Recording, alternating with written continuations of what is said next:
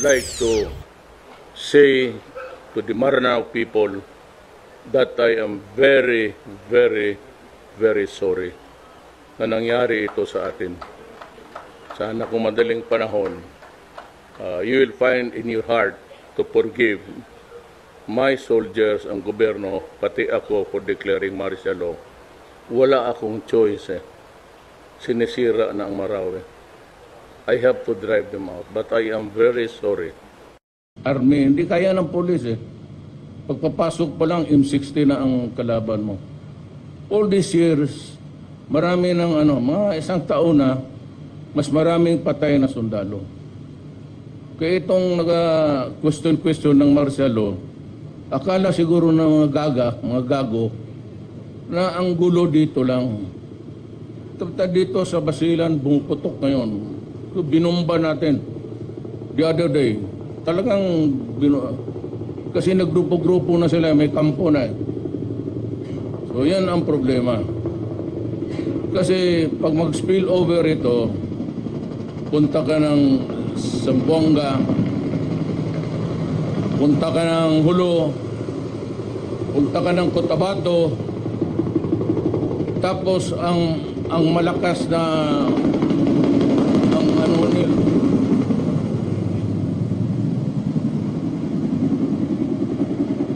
ang malakas na driving force nila, mapalitan na itong nationalism o yung paghinakit nila na walaan sila ng lupa at malipat doon sa ISIS na philosophy, gulo na yan.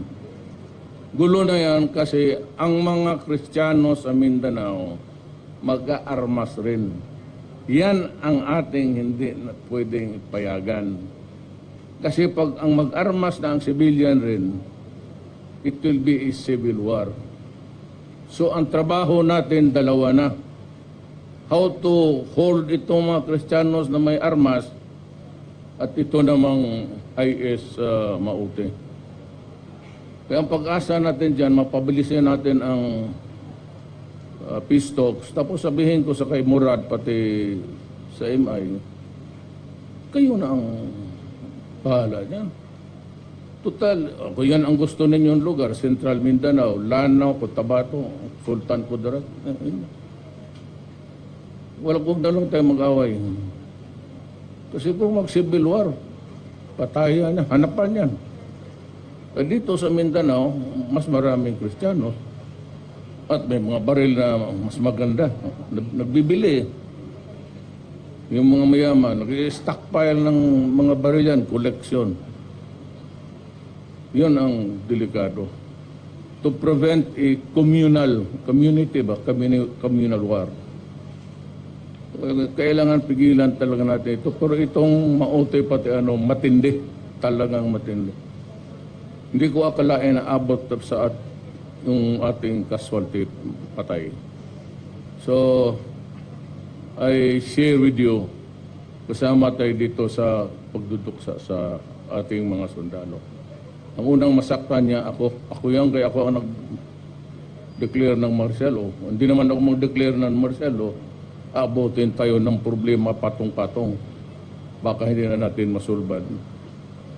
So, pasasalamat ako sa serbisyo ninyo.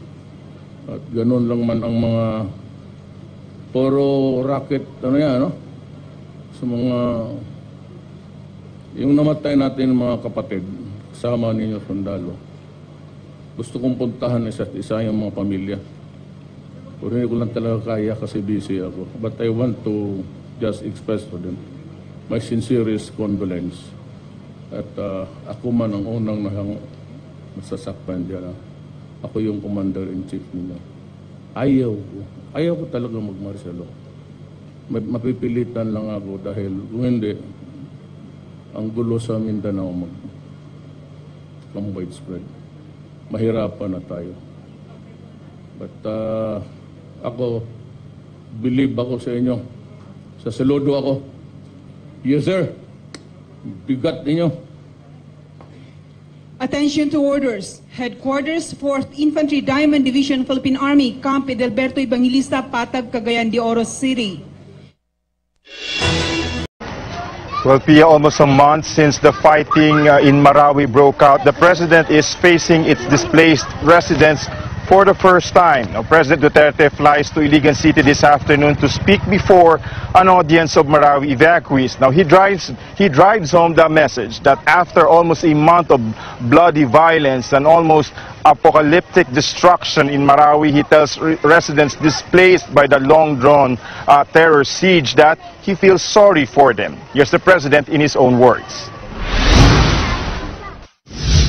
Di pa man natapos ang Ramadan, I would like to say to the Maranao people that I am very, very, very sorry na nangyari ito sa atin. Sana kung madaling panahon, you will find in your heart to forgive my soldiers, ang gobyerno, pati ako for declaring martial law. Wala akong choice Sinisira ng Marawi. I have to drive them out, but I am very sorry. Pakiabot na lang doon sa mga kapatid nating mga Maranao na ang aking paghinakit rin sa nangyari na ito. Patawarin ninyo po kami. But the president also reiterates his frustration over some residents whom he says allowed foreign influence with terror and extremist ideology to come to Marawi. He did not name names, but he made an appeal. While he recognizes historical injustices towards Moros here in Mindanao, he prefers them fighting for it through a revolution. He says he agrees with the ideologies Moro rebel groups like the MNLF and MILF are espousing. He urges those advocating radicalism to instead engage his government in a peaceful dialogue the same way he is now speaking to the MNLF and MILF. Now, the president also assures the residents that aside from ending the battle to free Marawi, he will prioritize rebuilding the war-torn city. Tutulungan ko kayo. Huwag kang mag-alala, tutulungan ko kayo. Hindi ko kayo pabayaan. Hanggang relocation. And then, we will rehabilitate ang Marawi. Gaganda yan uli. The president says he is allocating 20 billion pesos for the rehabilitation of Marawi, though his officials had previously announced a 10 billion peso rehab fund for Marawi. It is unclear whether the president had increased the amount to 20 billion pesos or he could just been mistaken with his numbers, Pia. David Santos there reporting from Iligan.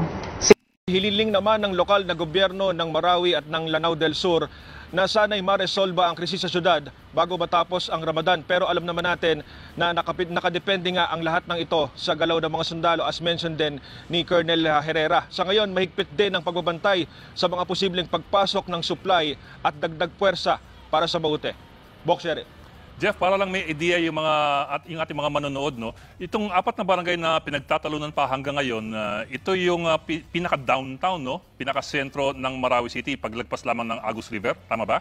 Tama yan, Bok. Yun yung sa kabila ng Agus River na exactly katapat nitong provincial capital ng Marawi, ng Lanao del Sur, na yun din siguro yung mga dahilan kung bakit tumatama rin dito yung mga bala na pinakakawalan noong mga kalaban. Kaya sigurado ang AFP na hindi ito galing sa kanilang hanay, hindi ito friendly fire ika nga, na ito'y galing talaga doon sa mga kalabang puwersa. Bok. Maraming salamat. Ingat kayo dyan. Jeff Capras. As hostilities rage on, more stray bullets zip into the Capitol compound, which is supposed to be a safe zone here in Marawi City. Just last night, not less than 5 came through the area where the media have their live set. The heavy downpour doesn't stop the fighting. Government forces drop aerial bombs on enemy positions. And non-stop artillery attacks continue to pound the 4 remaining barangays held by the militants as the troops close in. 29 days into the crisis, the military has recaptured 7 barangays occupied by the Maute group. But while the safe zones expand, the danger remains high. The CCTV footage shows members of media running to take cover and dropping to the ground as stray bullets fly in their direction. This almost 2 weeks after a child was shot dead by a sniper fire inside a mosque, and just days after Australian journalist Adam Harvey was hit. The military says the bullets come down to the capital because it's higher than the battleground. Kasi secured po ang capital. The capital is located in a controlled area. Our forces are deployed within the controlled area. Dito yung facilitation ng humanitarian activities natin. So hindi siya target. Okay? Talagang line of sight lang siya. The armed forces also confirms the terrorists are using drones to monitor their movement. Meron tayong mga na-takedown na mga ginamit nilang drones. Authorities report the dead include 258 terrorists, 26 civilians and 65 government troops. As the holy month of Ramadan comes to an end in less than a week, residents displaced by the skirmishes remain hopeful. Para makauwi na kami. Ang hiling namin sa Panginoon, kay Allah, na bago matapos ang Ramadan, tapos na lang ito. The troops continue to battle it out for the remaining enemy stronghold, but as violence persists, the military is in mood to finish the job. They have cleared 16 buildings, but the enemy remains to hold key battle positions in snipers' nests. The Mountie fighters are also using mosques as their logistical hubs where they hide their hostages. Pia. Well, Camille, can you tell us how are they preventing the spillover of this conflict? They're continuously coordinating with various agencies, especially local officials, to avoid enemies escaping the city of Marawi. Also, Pia, just to add, the government forces have initiated an effort to secure the properties of the displaced residents. Earlier this morning, they started the Operation Padlock, where they sweep through all the cleared areas and lock the abandoned houses. The military says this is to secure the displaced residents, that they're doing everything in their power to secure their properties. Pia. Camila Badisho reporting there from Marawi.